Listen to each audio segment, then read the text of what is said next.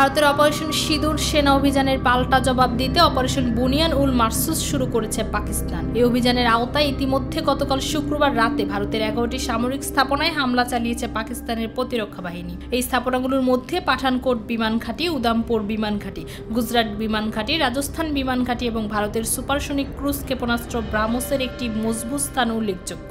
পাকিস্তানের সেনাবাহিনীর একজন জ্যেষ্ঠ কর্মকর্তা জিও নিউজকে এসব তথ্য নিশ্চিত করেছেন।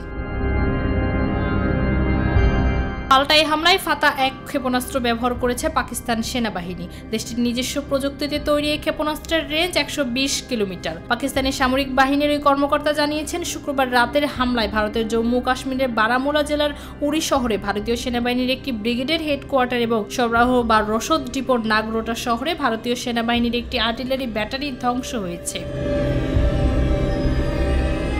এছাড়া ভারতের পাঞ্জাবের আদমপুর বিমান ঘাঁটিতে মোতায়েন করা আকাশ প্রতিরক্ষা ব্যবস্থা S-400 সিস্টেম ও ক্ষেপণাস্ত্র চালিয়ে ধ্বংস করেছে পাকিস্তানের বিমান বাহিনী। এই হামলায় ব্যবহার করা হয়েছে পাকিস্তানের বিমান বাহিনীর যুদ্ধ বিমান F-17। শুক্রবারের হামলায় এটিকে সবচেয়ে বড় সাফল্য বলে উল্লেখ করেছেন পাকিস্তানের প্রতিরক্ষা বাহিনীর ওই কর্মকর্তা।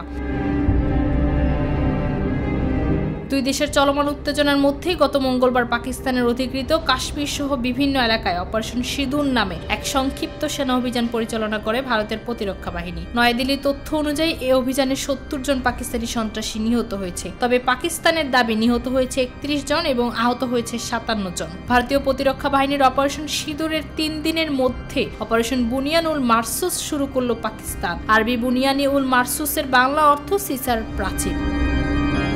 ফৌজিয়া আক্তার, নিরপেক্ষ নিউজ ডেস্ক।